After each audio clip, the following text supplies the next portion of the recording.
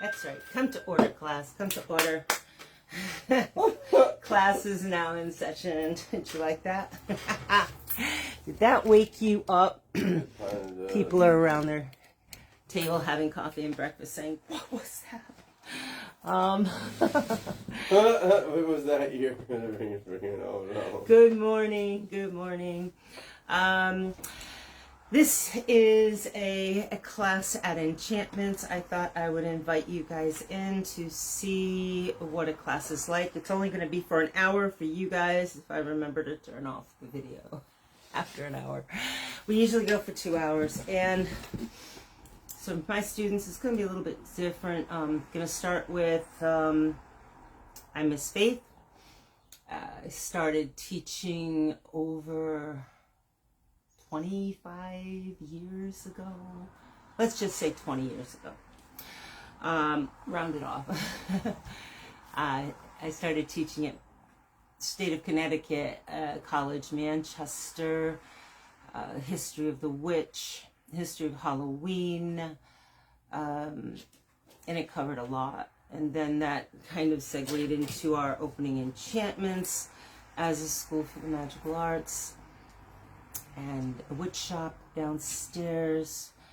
Took a stint in there teaching the martial arts for a while. So I've been an instructor, teacher of a lot of things for a long time. So what we teach here is more beginner, advanced magic, witchcraft, magical arts, whatever you want to call them. So this is a typical class. I desperately try to have a curriculum, but I've been doing this so long, actually having a specific curriculum. A lot of times I'll just rely on the students. They have questions, and then we follow that path. But I'm going to touch on a few basics that people always ask when they come into the world of magic and witchcraft. And so let's get started. The first thing we do is we start with a mini meditation. Oh, this is Gabby. She's one of my long-term instructors at the school. Whoa, she was born here in 2008 when some mean person threw her mommy out of a car in front, and the mommy was pregnant, and she just walked in here up the stairs one night. I was teaching a class on a Wednesday night, and she just walked in with all the students. They were opening the door. It was actually in October. Of course, it was a black cat. Throw it out of your car in October. Some people are awful. And, so the doors weren't like wide open. They were opening and closing as people were coming in. And she just walked right in, walked up the stairs, walked into my office.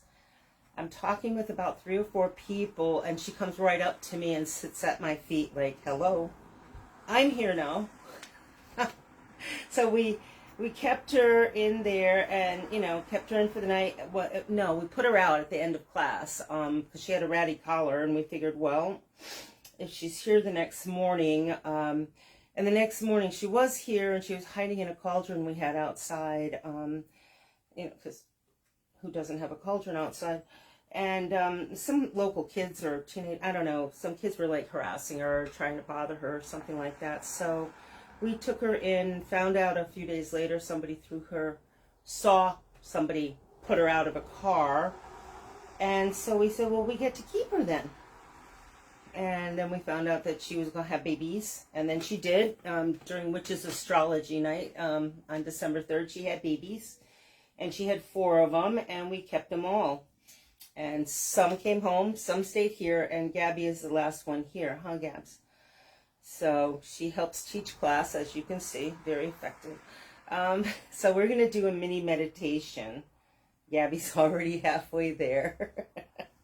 So a mini meditation only takes about 60 seconds, so you can close your eyes. I'll guide you through it. Take a deep breath, hold it, and slowly release, keeping your eyes closed. Imagine that there is a beautiful light surrounding you. If you are driving, please do not close your eyes. You can do this with your eyes open, but if you're not, you're somewhere quiet, close your eyes and imagine this beautiful light surrounding you. And it is completely surrounding you. It's beyond anywhere you can touch. It's past your fingertips, past your toes, above your head. It's completely surrounding you. You're in this sphere of beautiful light. It could be golden, it could be silver, it could be the color, any color you want, but it's got to be bright, beautiful, nothing too dark or muddy, a really beautiful, pretty color, whatever color makes you feel really happy. And see that glowing all the way around you. And then as you breathe in slowly, you're breathing in that beautiful light. It's sparkling, it's crisp. Feel it. It's just, you're absorbing all of it in your hair and your skin, your pores, your muscles, your bones, your organs, your cells, the atoms of everything you exist. And as you exhale, all the negative, the anger, the stress, you're just exhaling it out. Everything that no longer serves you. Breathing in that beautiful, beautiful light. Hold it. Let it fill every single nook and cranny and part of your being. And one more time, exhale out everything that's just been blocking you and just stressing you out, and let it go. And as you go throughout the rest of the day, you're going to keep that beautiful sphere around you. It's impenetrable, it's solid, it's protective, and it's going to keep all that negative stuff from coming back in. Open your eyes. Welcome to the magical world. Might have gone 60, 120 seconds, but a meditation, it's important to understand something. Magic and psychology mesh really well.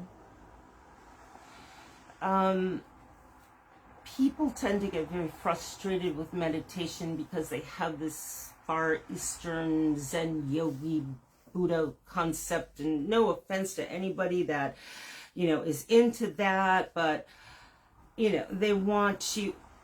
And it could be because they want to teach a class that has to go more than 5 minutes about meditation, but they want you to, achieve this meditative state of, an hour or more of just sitting there, meditating.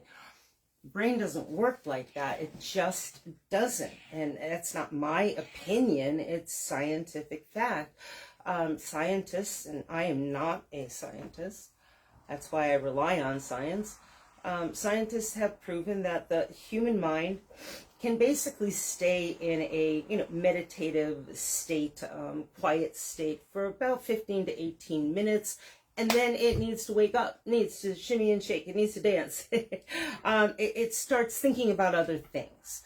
So you can sit there and be zenning out and thinking about, I don't know, mangoes and, beaches, or all of a sudden, after about 15 to 18 minutes, it's like, oh, geez, did I finish the wash? Maybe I've got to pick up these things at the market, and, oh man, I forgot to call so-and-so. I've got to do that today. And people get frustrated. Well, I wanted to meditate for at least an hour today. It's not going to happen. So, one, your brain isn't designed that way. Even in sleep, after a period of time, about 15 to 18 minutes, 20 minutes, your brain goes into active REM sleep. Your brain wants to do things. And there's another reason. Throughout the course of our day, at least again, according to scientists, we're constantly meditating. We're zoning out, whether you're at a red light, whether you're doing a repetitive thing that you do all the time, brushing your teeth, brushing your hair, getting dressed, thinking about that. You are in a meditative state anyway. And then when people say, well, I want to meditate, I ask them why. I know, Gabby, my opinion exactly. Why? A lot of times it's because I'm stressed. As if meditation were some sort of magic pill. Well, if I meditate, all of a sudden I'm not going to be stressed anymore. Yeah, you are. Probably more, because you can't meditate. So maybe work on the actual stress. What is stressing me out? Let's focus on that. I'm a 1980s witch. We didn't have intentions. We were goal oriented in the 1980s. Why do I always think of the 1980s with those horrible shoulder pads? I don't know. I just go there every time. It's like, I'm so glad we're not there anymore. Those that know, you know. So, yeah, don't focus so much on meditation unless it is, and there is one form of meditation that is exceptionally effective, and that is a guided meditation. A guided meditation is when you're listening to someone talk you through a pathway of whether it's helping you, you know, calm down, you know, but you're listening to someone. You close, like I just brought you through a guided meditation. You're imagining the light, you're breathing in, it's filling da-da-da-da-da, you're exhaling da-da-da. A guided meditation, your brain is having something to do, your body's muscles, everything is starting to relax, you're getting into a comfortable place. Guided meditations are great. Just sitting there and achieving that, okay, great, but is it going to change your life? Probably not. So don't be frustrated if it's not working the way you've been told it's supposed to work. Magic, for it to be effective, you have to understand the human mind, the human psyche, our psychology, our bodies. When they say body, mind, spirit, it's a real deal. It's just the magical fits in with all of that, but you've got to know where it fits in. So. All right, what else? So yeah, I've been doing this a long time, and we kind of talk about a lot of different things. One of the things we get to next is magical moments. After we do our mini meditation, we do magical moments. So, do you have a magical moment, Scott? Do While you're thinking about it, a magical moment for anyone watching, and there's some people watching. Hello, hello. Oh, great. Thank you so much. Yes, Shiva says, this is helping me. You're so right. This is my experience with meditation, right? And again, no offense to anyone that is, you know, out there trying to make a buck doing these classes, but, you know, one, you're not going to make money in this industry. You're not. I'm sorry. It's just, body, mind, spirit industry is just not, you know, it's not on the Fortune 500 for a reason. So we do this to help people, but trying to BS people, you know, just to make a longer class, no, maybe be honest with, you know, the truth about meditation. Study it, understand what's happening, and maybe do some other things in that hour-long class, and maybe do energy work and do other things to, you know, to have a really fun class, and, you know, maybe have a little, you know, chat session or some, you know, punch and, you know, fruit, you know, or something, and a little nosh moment where people can eat and talk and exchange questions or talk about things. There's so much you can do when you get a bunch of people together for an hour. I see people just trying to stretch things to fill an hour or two class when the topic itself, like pendulums. Pendulums do not need to be more than, you know, a 20-minute tops, and that's with practice. We can even maybe do pendulums if I can find one. I know I have some somewhere. You know. There's one downstairs in the tarot room, right? The gold Oh, one. yeah. Would you go get that one for me? Is it what it always is? Yeah, Yeah. it should be. Oh, yeah. Thank you, Scotty. Well, magical moments. I've named them magical moments myself. Because, and they're referring to something specific. When people start on a magical path, they inevitably start coming to class. You know, they're doing some spells, they're casting some magic, they're doing some basic stuff, and then they're, you know, getting manifestation. And people come to class and they're like, oh my God, Miss Faith, you wouldn't believe it. This is so amazing. You're welcome. Thank you, Scott. This is so amazing. I can't believe this happened. And I did a spell, and thank you, Scotty. Yes, Appreciate it. yes. And it's great. And over the years, I finally started calling them magical moments because, yes, I do know that they happen. And they do seem amazing and crazy and wild. But the thing is, people tend to be very skeptical at first. Like, oh, I don't know. I mean, I don't know if they're a magical moment. It could have just been a coincidence. You know, I did this and then that. Well, what it is when you do a spell, when you're putting out that work, okay? I'm doing a money spell. Somebody in class recently did a money spell and came to class, and it was absolutely a magical moment because they started finding money in pockets of coats and discarded pocketbooks and things like that when they were clean, like maybe spring cleaning, I think it was, fall cleaning.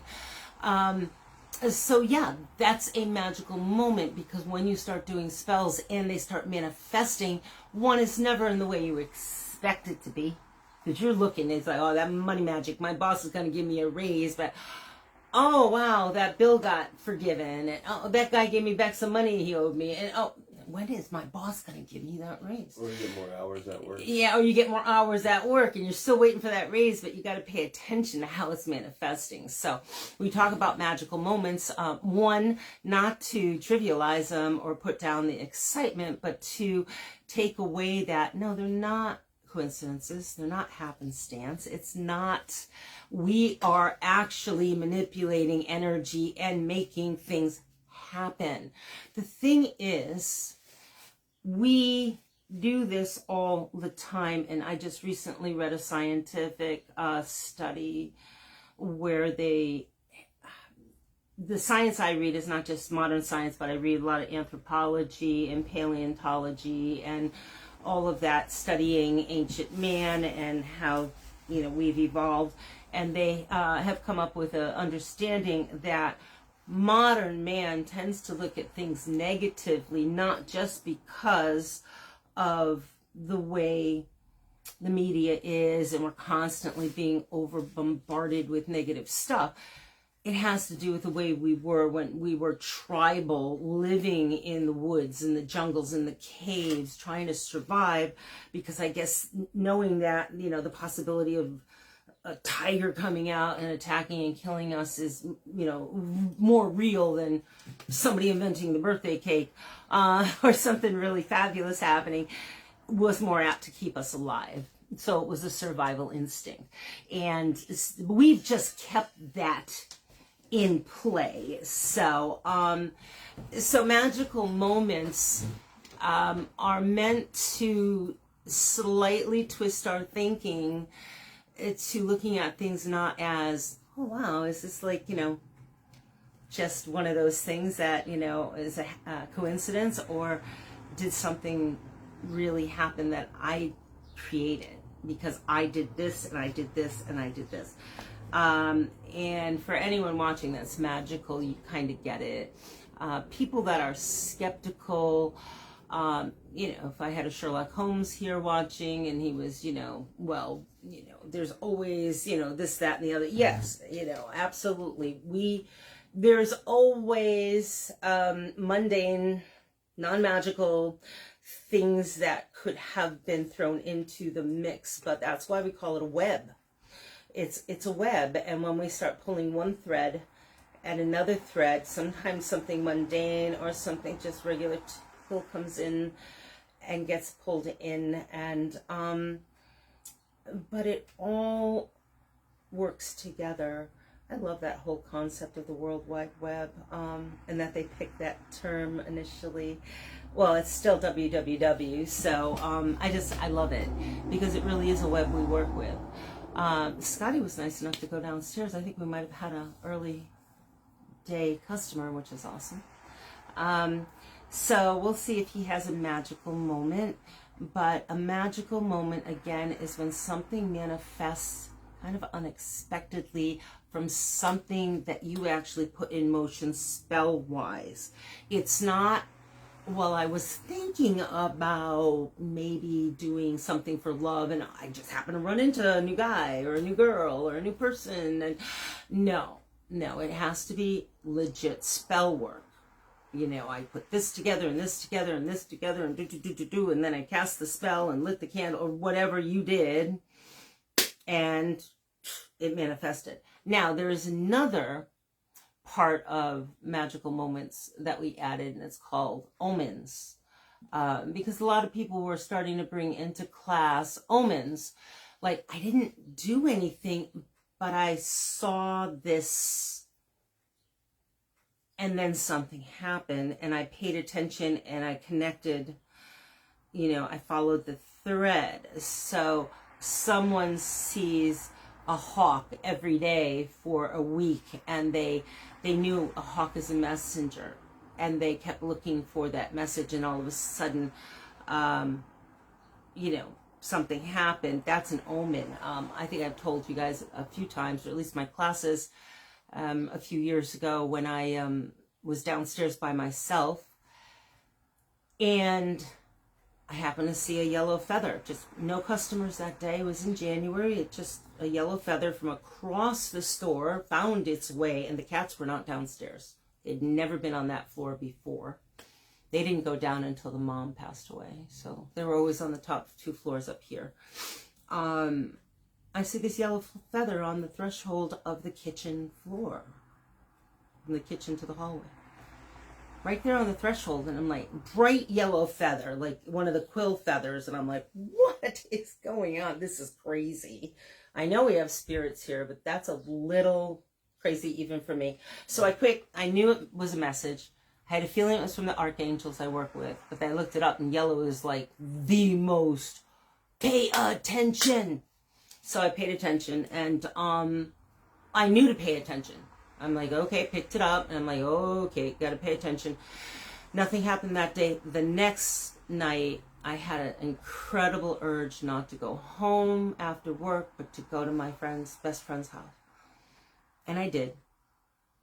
I just had this urge. I couldn't turn left out of the store's driveway. I literally could not. I had to turn right. And yes, I could have kept doing rights and ending up home, but I knew I had to go to her house, and I thought maybe she needed me or something. So I went there, and later that night, we're sitting there watching TV, having some Chinese. My husband called, and he had been in his room because I wasn't home. We weren't in the living room watching TV as we normally would, middle of January. And I guess some trucks rumbling by the house, our 1950s style ranch house. The plaster ceiling fell down, and plaster in 1950 is like this thick cement. They said nobody would have survived in that room had anybody been in there. So, yeah, that was an omen. So when you see some, I hope nobody has to experience an omen that intense, but I work with the archangels. And the archangels are not Christian. As a matter of fact, at least one has informed me that being called a saint is, they really are not happy with that designation. They were first written about by the early Jewish people, the Israelites, and they told us that they've been here even before then. They've been here since the beginning, and they're here to work with us if we want to work with them. And I had just started working with them a few years prior, maybe 10 years prior. So when you get an omen of any kind, and it doesn't have to be from the archangels, it could be from your loved ones, it could be from someone that's passed on, it could be from your higher power, your God, goddess, whatever's out there. I don't know. None of us do. We have an idea, and we have our hopes and dreams, but whatever sends you an omen and you see it, you pay attention to it. It could be a bird out your window constantly screaming, it could be a certain thing, you keep seeing a certain thing, and it keeps catching your attention. Maybe look it up a little bit, but an omen should be something that kind of strikes a memory chord with you, or at least tells you pay attention. be aware and listen to everything that comes through your body. And if you're being pushed to go a certain way, if it feels easier to go here than there, if something feels difficult like it did for me that night, and then go for it. I did get confirmation from that particular night, even those that say it's a coincidence, because a month later, happened to fall on Valentine's Day, I finally got a call from the insurance company a month later saying, okay, I guess, after paying premiums for 1 million years, we'll cover it. Geez, thanks. That's awesome. Bunch of nice guys. We have switched to an awesome insurance company. So I hung up the phone and called home and said, phew, great, we're going to be covered. All right, so I hung up the phone, and before I drove out of the driveway here yet again, I said aloud, Michael, Raphael, Gabriel, thank you, thank you, thank you, thank you, thank you for protecting us, for covering us, for making me aware of your message. Thank you so much for interceding and watching over us. They're the interceders, they're the watchers. I put my phone up in the visor because I don't have it where I can, touch it. So I put it up in the visor, and I hit my playlist because I like to listen to music, and then I put the truck in drive, and I started to drive down the driveway, got to the road, and I'm waiting for the traffic to clear, and I hear this song come on a playlist, and I make all my playlists, and I'm like, I have never heard that song before. That's crazy.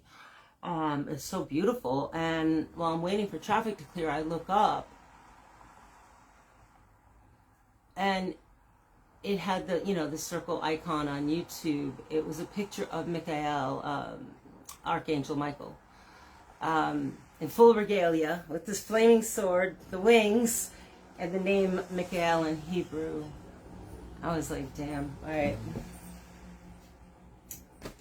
You heard me. It was like, yeah, we got you. The thing is, I already put my phone away, so I pulled out onto the road. I couldn't touch my phone. That's my rule. I don't touch my phone when I'm on the road. So I have a different vehicle now that the car just, automatic voice command and all that. So, which is kind of cool. So I couldn't save that particular song, so I've never seen it since. It's crazy. But if I had any doubts, and I didn't, that coming up right then and there, yeah, it's real. I can't explain how or why, but it's real. So anyway, they're omens, they're magical moments. And then we have, hello, did you take care of a customer? You're so awesome. Thank you. Her name was Sharon. She can't check. Do you have any magical moments? Oh, yes. So, Yeah. we were speaking about the potential magical moment I was going to have, remember? And you said not to talk about it because one of the points of spell manifestation is not to talk about the spell before. No, that's not true. You can talk about your spells as long as you're not bragging. Oh, bragging. As long as you're not being skeptical. The whole thing about keeping it silent, it depends on what it is. But if you're talking about it in a classroom setting, an educational setting, we talk about our magical moments. I said don't talk about it if it has not manifested. Yeah, it hasn't manifested Okay, yet. And that's so, the only one I can think of right now. Okay, so your answer is no. Not right now. Oh, that's okay. I would have to dig in the banks of memory. That's okay, no problem. We're going to go to the next thing we're going to talk about. People come in. I just saw something today on one of the forums, a lot of witchy forums out there. Somebody wanted to know, as a newbie, what's some of the things they should, kind of first consider being on the witch path. And I thought that was a really good question. First off, don't call it, please. I don't think any of us elders in the community will be able to stop this growing rise. It's already taken off as a movement, but I'm going to continue speaking out about it long after I'm gone from this incarnation. That's right. I'm going to haunt your asses. baby witches. Don't. Oh, please stop. Unless you are legitimately a baby. Hi, Robin. You're not a baby witch. Now, I understand a lot of you have heard this from other people, and it makes sense. Let's go deeper. Let's go deeper, okay? I don't like to dumb things down for anybody, because anybody studying the craft of the wise is far too intelligent to dumb shit down. Baby witch, would you, if you were going to college to study engineering and somebody said, "Oh, you're a baby engineer," probably piss you off, rightfully so. It is demeaning, trivializing. Interestingly enough, I've never heard a male witch that starts off on the path ever being called a baby witch. Think about that. No. Nah, it's subversive, and I'm sorry, but young people are falling for this nonsense. Don't we use the term witchling? Witchling is, well, that's more for those that are like 10, 11, 12 witchling. They're young people, young human beings. Right. Young teens. Adolescents. Adolescents, yeah, that's the right word. Witchling is kind of cool, but that's somebody in your family. Like the Jewish people have a word boy chick for a young boy. It's a term of endearment. I don't think I would, really. It would have to be somebody close to me to call him a witchling. But baby witch, nah. Nah, that's, and I understand people saying it almost in a self-deprecating way. Listen, I'm just a baby witch. I'm trying to learn, and they come in like that all the time, and I try to gently say, you're not a baby witch. You are learning. You can call yourself a neophyte. A neophyte is an ancient word that comes from the ancient, either the ancient Greek, it's all from the ancient Greek when you're comparing Greek and Romans. Sorry, Italians, but the Greeks got you beat there. But neophyte is kind of like newbie, comes from neophyte, because neo, new, newbie, so like neo-pagan, and I hate that too, because pagan is pagan is pagan. All it means is that you're living in the common era, the new era. But baby witch, no, unless you are legitimately an infant in a crib and your parents are living a completely witch lifestyle, and they designate you, and I've done witch namings, and they're called Wiccanings. Where they have me come and we have a big celebration, and the baby is held up to the elements and blessed, and it's a beautiful ceremony. It's really, really lovely. Now that's a baby witch.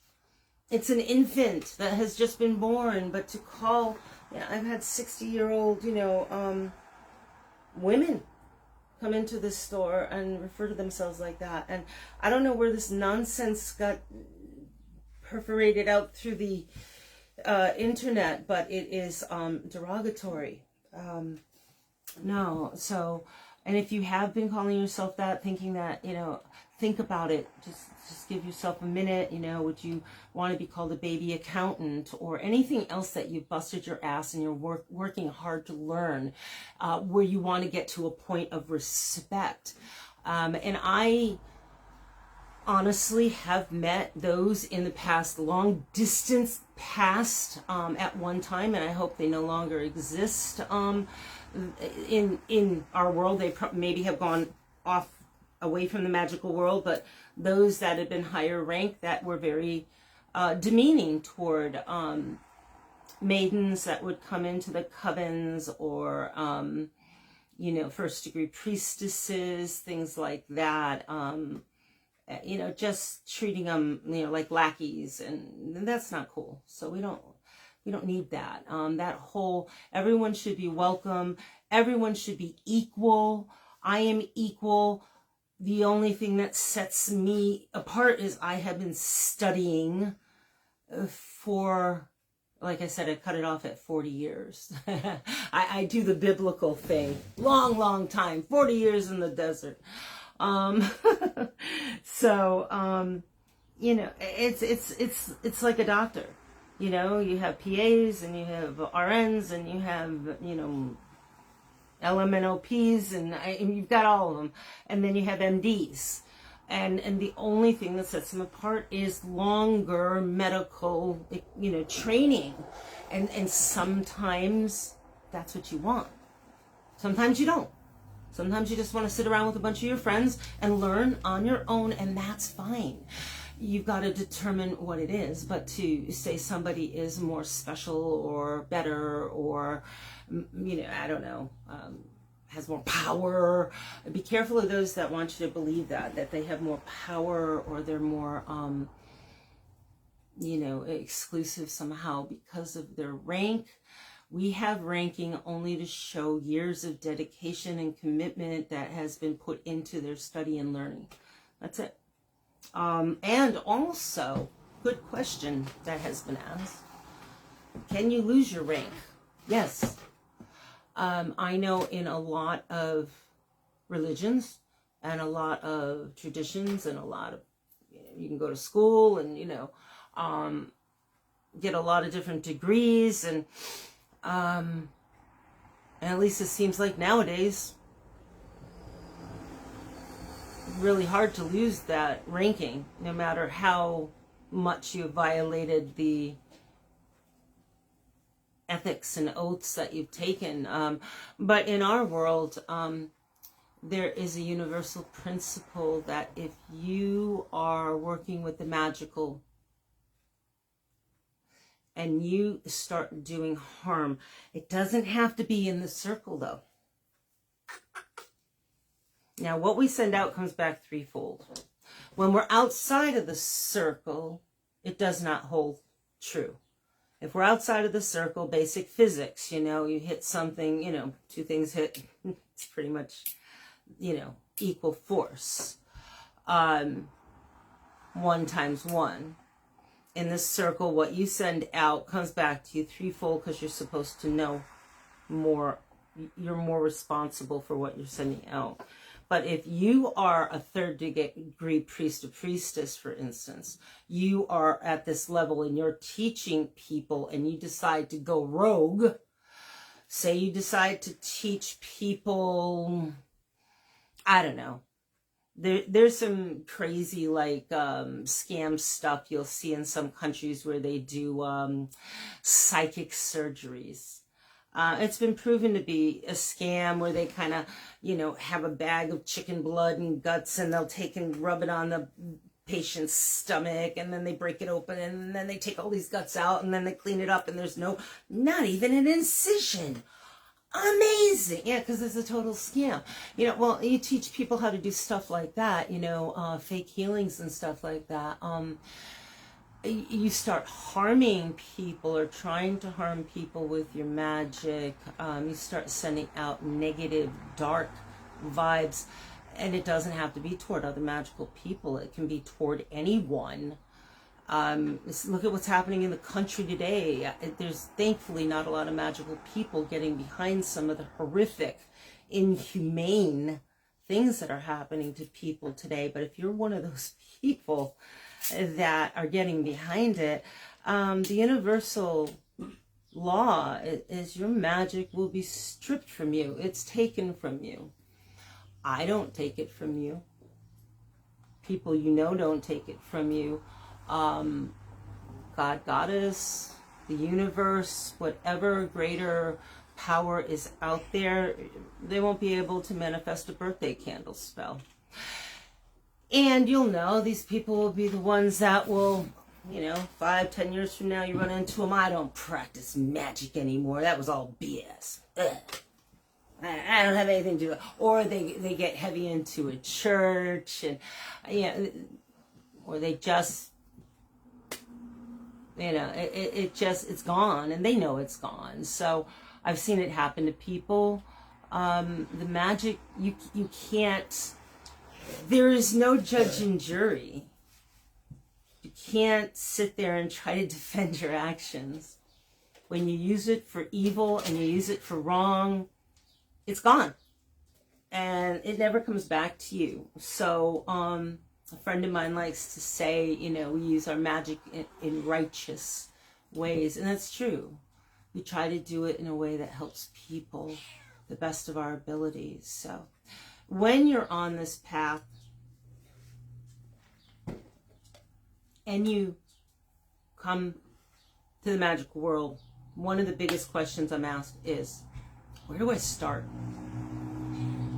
Right? Where do I start? Gabby, you want to tell them? Come on up, you can tell them. Come on, Gabs.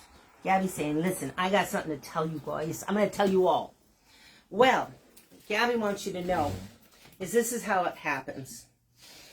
I tell people the magical world, and it's way bigger than this, but just imagine a map of the United States. If we're all here in the United States, it's easy to envision. The magical world is a map of the United States, and every single aspect of magic is another state, city, town, village dot on the map. From candle magic to, maybe if you like candle magic, you're getting into spell casting, and the spell casting can get you into planetary days of the week, which could get you into Solomonic seals or the magic of King Solomon, or it could get you into making candles, getting you into the history of wax, da da da da da da da da da da da da da da da. So as you start okay, what am I interested in? Pick something. And you start at that dot. And then you see where the interest, and you just don't sit there by making candles. Look into it. Find out what is the history of candles. Where did candles start? If you get into it, you'll find out the history of candles it doesn't go as far back as the history of oil and the oil lamps. And then you'll find out oil actually, some of the first oil we have comes from the olive tree, which, believe it or not, was not started. It was not first grown in Italy or Greece, as everyone thinks, but in the Middle East and Israel. And then, and so you go back to the oil lamp and the history of oil and the oil lamp and how it evolved. And I'm loving the history. I'm a big history historian myself. So then you can maybe go into that type of magic, or maybe you're not interested in that kind of magic. Maybe you're into something else. But as you follow your path, this could not only be filling up a grimoire, and a grimoire is a separate book of all of your ingredients, your spells, individual spells. Like, this is the spell I found very effective to do for money, love, healing, protection, whatever. These are the ingredients I always have to keep on hand. This is what I always have in my chest for love spells. This is what I always have to have when I'm doing a full moon rite. This is what I like to have when I'm doing a Sabbath for Lughnasadh. So your grimoire is your cookbook. Your book of shadows is your journal. This is the first time I cast a full moon ritual. It was on such and such a day, and this is what I did spell work for. And these were the people that were there, or I was by myself, and da-da-da-da-da, and this is how I felt. And I was just writing to somebody on one of the forums today. I tried to answer a quick question. I never thought to really write stuff down when I first started, or if I did, I have to find those. Somebody will find those books one day when I'm gone. I don't know. I have so many journals. But writing them down, that's your book of shadows. And as you follow those dots, you'll be amazed at where you end up and what you find that you are really good at. Some things you might not be good at. You might not be at all interested in divination. Everybody thinks you're a witch, you have to be into divination. I know a lot of people that aren't into divination. Maybe you're into the products like the candles and the oils and the ointments and things like that. Another thing, everyone, well, not everyone, I should not say that. A lot of people make the mistake of thinking if you're a witch, we're healers. Let's talk about that for a minute. The witch of old, back in feudal times, medieval Europe, yes, they had to be the witch because after, between Constantine and Pope Gregory, where they banned medical practice. It was forbidden. They banned it because they felt at that time, if you got sick, God's will. If you got better, it was God's will. So actually practicing medicine became forbidden according to the church.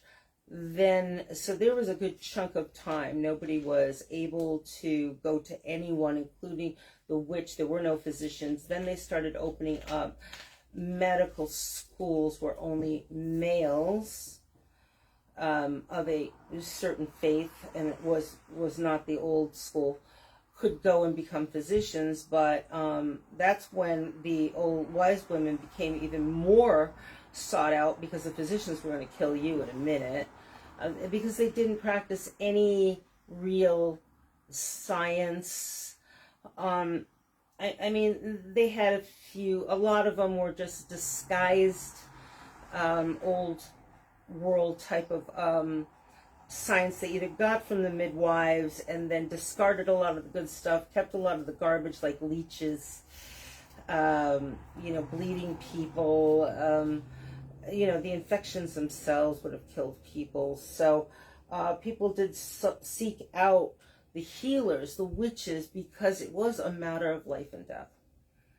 Now, that being the case today, and it was a matter of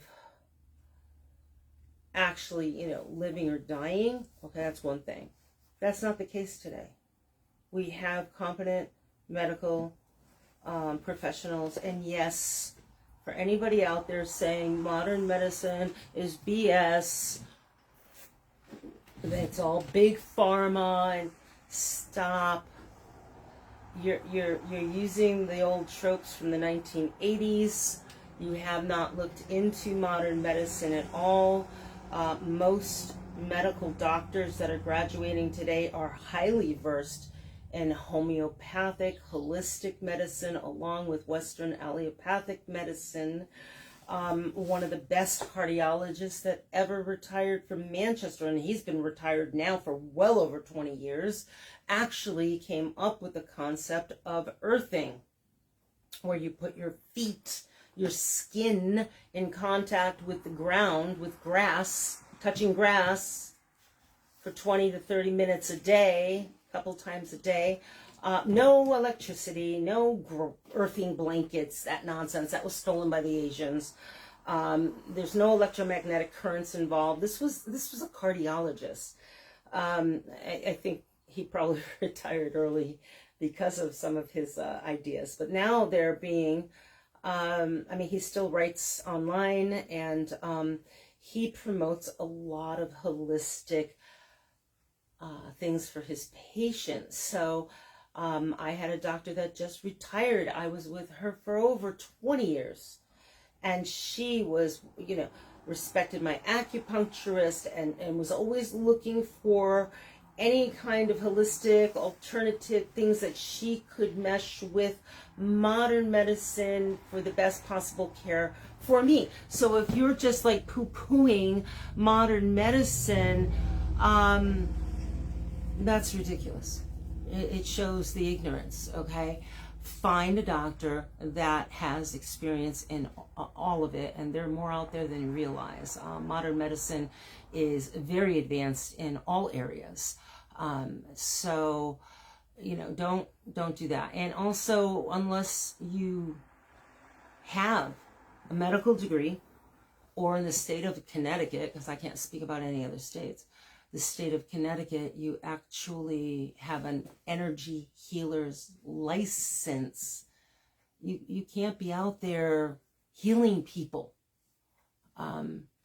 You just can't. And I'll tell you why. I knew of at least one person, actually more than one now, that went that route.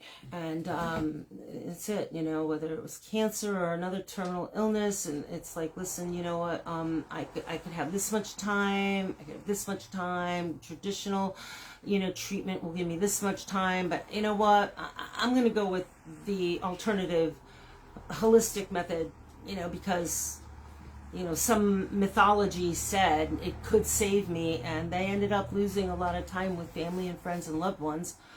And that really kind of sucks. So, you know, chasing a dream around the world for something that's just a myth when they could have been here a lot longer, I don't know, it just doesn't seem fair. So, and also, they'll wind you in jail. So, no, if you're not licensed, you might be able to grow some beautiful flowers and herbs and then sell them that way as flowers and herbs. That I sell crystals, and I don't promise anybody, and people come in here absolutely looking for crystals. Will they heal me? I want a crystal that will heal me. And I'm like, I'm sorry. I can sell you a crystal that might make you feel better emotionally. It might make you feel better to look at it like a painting in a museum. If you hold it, close your eyes, does that make you feel better? Some of them just by their tactile touch, you know that, it makes you feel better. But for me to say it's going to heal you, no. Somebody that's going to say that, I don't know how you can look at yourself in the mirror, because that's not right. You know, that's not who we are. We are not the witches of old. We're not going back, 1,000 years. We don't need to. And trying to give somebody false hope. There are things we can do, but then there are things we shouldn't do. If you want to heal your immediate family, rock on. But don't be going out there, I'm going to heal everyone. And people are like, oh, but I don't charge money. Well, then you're on a power trip now, aren't you? Mm-hmm. If you don't have a medical license, if you do, then there you go. You're all set. But if you do not, then call your state board of health, the health department in your state, and run by them what you do and what you plan on doing, and see if you get the go-ahead. I'm not being sarcastic. I mean, that is what you need to do. Is this okay for me to do? I want to have a little business. This is what I do. They're going to ask you a series of questions, and they will tell you either yes or no. Problem solved. Okay? And if you don't do that, then you already kind of know that, don't you, inside?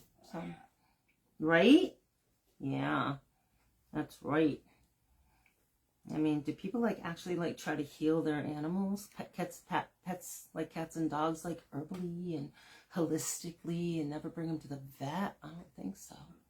They shouldn't. No, they shouldn't. No, because they love them so much, they wouldn't. Cat got attacked by a coyote. I didn't cast a spell on the cat. Yeah, your cat got attacked by a coyote. You didn't give her stones. No, you go and get him a rabies booster. I brought her to the doc.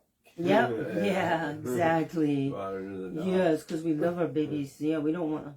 No, I wouldn't cast a spell. Are you kidding me? With her, bounce right back on me. Reanimate. Yeah, you cannot cast a spell on me. I'm Gabby the cat. Also, right now, I believe it is showing on Netflix. Because that's pretty much the only channel I watch. I have them all, but that's the one I watch. And if you have not seen it, this is a homework assignment for all of you, because I think you'll love it. I think a lot of you have heard of the old television series. I'm sure it's like on TV Land or something, Bewitched. With Samantha and Darren. Yeah. A lot of people don't know the movie that set it off. Bell, Book, and Candle. Bell, Book, and Candle was made in 1958 with Jimmy Stewart and Kim Novak. And Pyewacket, the cat. And Pyewacket is the star of the show, Gabby. And Pyewacket is her familiar. And Kim Novak plays Jillian. and I believe they're like in a city like New York City. And it's really cool because Jimmy Stewart plays this publisher, and Jelena is part of this whole coven of witches. And they go to this nightclub, which is like a, I don't know, they play bongos and stuff. It's so crazy. And they're all witches. It's called the Zodiac Club, and it's very cool. It's very cool. And, you know, how they can do magic, how they shouldn't do magic, and she wants to, you know, be in love with a mortal. And some of these things, apparently witches can't cry and they can't blush. And I'm watching this like, wow, this is crazy. But Bell Book and Candle is what they call it. And it kind of started off the whole, I don't think there were really any movies or television shows about witches at all before Bell Book and Candle in 1958. I don't know, it wasn't a Hitchcock, but they got into Hitchcock's movies right after that, those two actors. And I think you would really enjoy it. It's a pretty cool movie. And Bell Book and Candle, for those that are interested in the term, is an ancient Catholic excommunication ceremony. I believe it's only been used once that it's ever been written down. But if somebody basically ticks off the Catholic Church like really bad, I guess you have to like really, really do something bad. I'm not sure what. And you're like really high up, like you're a bishop or cardinal or something. They excommunicate you, where you can never go to heaven. You can never walk into a church again. They like take your baptism and all the stuff they did to make you a wonderful Catholic away. And how they do it is they ring the bell, they slam the book, and then they take a candle, throw it to the ground and smash it so it goes out. It's a lit candle, and they dash it out on the ground. So bell, book, candle. Not too witchy a spell. Not too witchy there, Catholic Church. Yeah. We're really, and after we've got and excommunicated him, go kill some more of those witches for doing those spells. Right, that's... Dude. I'm like, that is awesome. Oh, so, be a great name for a store, a Bell Book and Candle. So, anyway, so if there are any questions, we're going to go on to discuss our book review with class. The first year magical studies. We're basically going through the book and discussing all the sections because it's being broken down into 6 separate small booklets that are going to be less expensive than the whole book, which is like $50. It's going to be 6 smaller ones broken down into ritual, history, spellcasting, things like that. So I wanted to give you guys a taste of what we discuss every single week, and every week is different. Next week we're probably going to be outside, maybe with a fire. That's why I didn't do this next week, because I'm not sure about the sound and the connection for next week. We usually do this on Zoom. If anyone is interested in taking classes, you can find all the information for signing up on our new website, Enchantments CT. So it's Enchantments with an S, CT is in Connecticut.com. There is a membership section there. It used to be $120 a month, but I want more people to have access to information. And it's going to be on Zoom, so you can be live and interact and ask questions. It's $10 a week. You can sign up on the website into 6-month sections if you'd like. Now, if anyone is trying to sign up and has an issue for some reason, because we just launched the website, please let us know. Our email is enchantmentsct@gmail.com. But as soon as we get your membership payment and it's forwarded to us. We will send you the Zoom link, and it'll be the same Zoom link you use every week. After that, you'll get a copy of the class that you can, refer back to when you want. When you look at the website right now, there are a bunch of episodes of The Magical Alternative that you can look at, and a bunch of other stuff on there. Yeah. Yeah, we're putting, videos, we got videos. Mission statements, The and mission stuff on our statement, yeah. shop, kind of just like a good introductory. Like you look at our site, you kind of see what's Yeah, we're also going to be. be putting more stuff into our grimoire library. Yeah. We're editing all of that, and before long, the books will be available for sale. So we're working on that over the next couple of months. So, well, thank you guys. I hope you enjoyed class, and thanks for joining. And I hope to see you soon. Take care. Bye bye.